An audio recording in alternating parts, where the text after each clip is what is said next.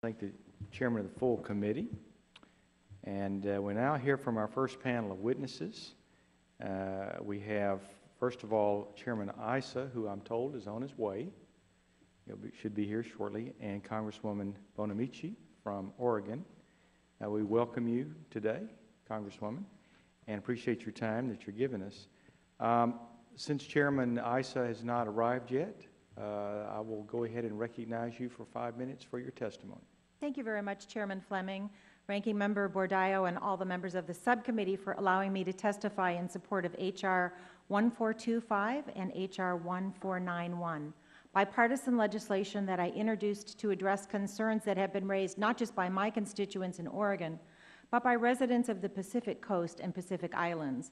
In particular, I'd like to thank Congressman Don Young, who's the lead Republican co-sponsor of H.R. 1491 and has joined me as a co-sponsor of the Marine Debris Emergency Act this Congress as well as last Congress. I'm very appreciative of his support and of the work of his staff on this important issue. Marine debris has long been an issue facing these communities, but since a devastating earthquake and tsunami rocked Japan more than 2 years ago, the volume and nature of the debris has increased dramatically, and our constituents need help. Many of us first learned of this tsunami debris issue when the U.S. Coast Guard was forced to sink an abandoned fishing vessel off the coast of Alaska. The vessel had floated across the ocean after the tsunami dislodged it from a Japanese harbor. Although that large-scale debris was disposed of harmlessly and never reached our shores, last June, a 66-foot dock washed up on Agate Beach in Oregon.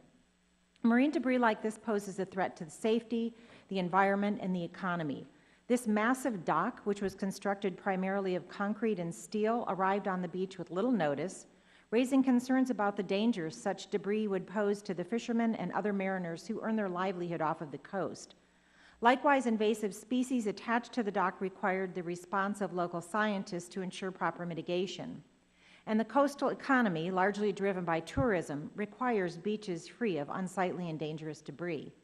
For state and local governments, many of which have been facing difficult budget decisions for years now, the cost of responding to this influx of debris has presented additional hardship. In this case, Oregon paid more than $80,000 just to have that dock removed. The legislation before you today would start to address some of the concerns that have been brought to my colleagues and me by our constituents.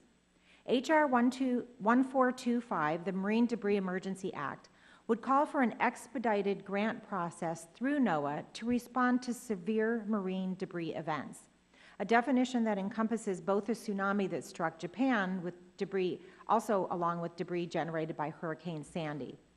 NOAA already has a marine debris grant program, but awarding funds for cleanup can now take more than a year.